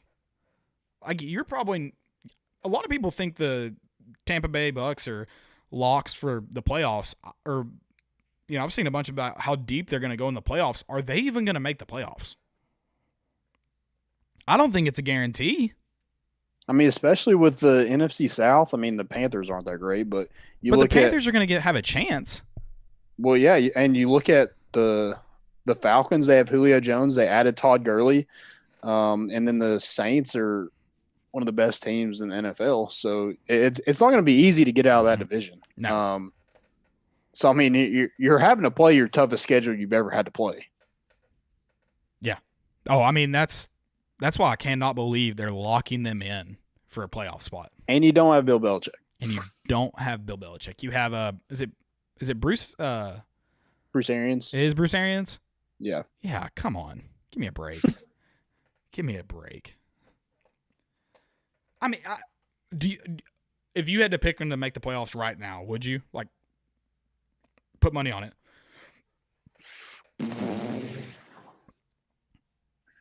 Probably not. Honestly. I wouldn't. I wouldn't put money on it. They might be the last one in, but right. I feel like the 49ers and the Saints and the Falcons have a better shot than they do. Yeah. Rank the quarterbacks right now in the NFC South. I would say Drew Brees. This one's tough. I think I should clarify that, because I think if you go straight up, Tom Brady has to be number 2. Right. With their team, where they stand right now, how do you rank them? That's what I should say. With their weapons and everything? Yeah, what do you think, I guess, production will be this season? I'll say Drew Brees. I'm going to go – I'll go Matt Ryan, just because he has Gurley, he has Ridley, he has Julio Jones. And then I'll probably go Tom Brady and Teddy Bridgewater. Yeah, that's. I don't feel like those three. I think Drew Brees is probably above those three, but I don't. If you switch either three of those out, I don't think you're necessarily wrong. I think Teddy's probably going to be at the bottom, regardless. And I'm not knocking. You're going to get a lot with Christian McCaffrey. They added Robbie Anderson from the Jets. Yeah. So they have 3 good. Yeah. Receivers, and then they have one of the best the best running backs in the NFL, who's going to catch a ton of passes. Yeah, I don't disagree in terms of Bridgewater is going to have a good chance to be successful. I just think what I know about Matt Ryan and Tom Brady, I think if I was picking today, he'd probably be last. So, and I'm with you, though. I think when you talk about their weapons, I think you could flip-flop Matt Ryan, Tom Brady very easily. Yeah. I do know this. Matt Ryan is not at the top. No. Sorry, bud. Yeah.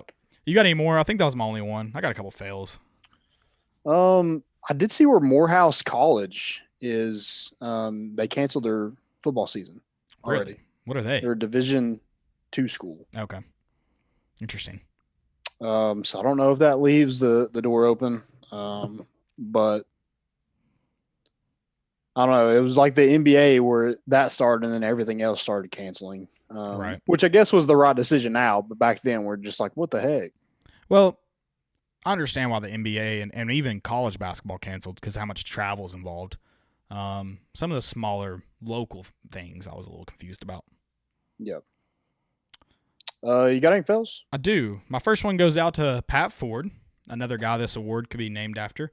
Somebody tweeted, "What do you all think about Pat Ford's offering for conference realignment?" Did you see this? Yeah, he's a freaking moron. Okay, I do want to know the context. I'll be fair, but I'm not gonna look for the context. I'm just gonna so you saw all these how absurd they were, right? Yeah. How someone made a good point. These would be interesting in basketball. You'd have a little bit more level playing field in basketball, but you couldn't do this in football. He mismatched, like in Tennessee's division, for example, Northern Illinois was in it, in the Mid-American. Northern Illinois wouldn't win a game in the next 15 years. Okay, I take that back. They might be Vandy. Yeah, that's what I was about to say. Okay, Western Kentucky, didn't they almost beat Vandy actually a couple years ago? Probably. I think they did. They probably beat them now with Tyson Helton. Probably. But they're in that conference. I mean, no. This is the dumbest thing ever. And it's probably dumb in basketball, too. I shouldn't say that. But I would say this, Notre Dame still wouldn't win that division. Notre Dame would hate it. They would never make the playoffs. Oh, no. Which I guess they haven't made a playoff yet. But which I did find it funny that Clemson basically has the same schedule. Oh, yeah. No, that was awesome. Well, and here's my biggest question. A lot of people probably think they're like, oh, it'd solve the playoff issues. No, you would have 8 undefeated teams. Yeah. Georgia or Florida would probably go undefeated in theirs. Obviously, Alabama would go undefeated. I'm trying to flip through this. Ohio State would go undefeated. I love how the Pac-12 is like still the same, pretty much. Texas A&M would probably go undefeated. They have Texas Tech in Texas. That might be a loss. Yeah, the Sun Belt would be probably the most interesting one with Alabama, Auburn, and LSU. Yeah, that would be the... Penn State would go undefeated. Easy. Yep. And then Clemson. Clemson would go undefeated. In the great Midwest, it'd probably be Wisconsin. Tennessee would have a good chance of getting a chance to play in the big game. Yeah. I mean, West Virginia's down. I know they beat it, but if you tell me every year our toughest games are gonna be Notre Dame and Kentucky, sign me the F up. Oh yeah. Oh yeah. Missouri would go undefeated. No, they've got Nebraska and Wisconsin. Wisconsin would be playing in the playoffs. Finally. It'd be Wisconsin or Iowa probably would be the top 2 in that. Yep. That's fantastic. I don't know. That's so dumb. I'm curious about the context, but it probably still wouldn't make sense to me. Why do you have that much time on your hands? Why did you do that? Like, it's never going to happen, so why did you even think of that? Well, he doesn't get to text. Him and John Curry don't get to text because no one cares about Wake Forest athletics. Sucks. My next one is actually the Patriots. So they get a most important NFL. Nice. So they're the NFL penalized the Pats for video crew filming field and sideline during Bengals-Browns game in December. They get a $1.1 million fine, loss of a 2021 third-round pick, and the Pats TV crew banned from shooting games in 2020 season. I want to know how often this has happened before. Dude, how many times do the Pats have to get caught cheating to get any kind of punishment? Right. $1.1 million, a third-round pick who they're going to pick some white receiver anyway. And then also there's senior club officials to receive training on league ops. So they have to do a training session too. Here's the thing. If they're cheating against the Bengals, you know they're cheating against good teams.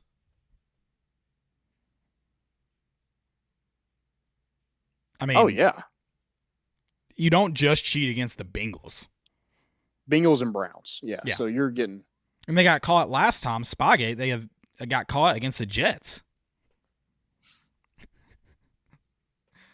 Oh, I love it. I mean, I guess Kings got to stay Kings, but good Lord, man. Here's my question. How much is Nick Saban cheating? Because him and Belichick, best buds. Yeah. He's been filming. He's got Tennessee film. That's why we can't beat him. I mean, did somebody like tell on Robert Kraft? Yeah, oh yeah. Did he get a bad rub and tug somewhere? He's settled. This is better than an FBI investigation.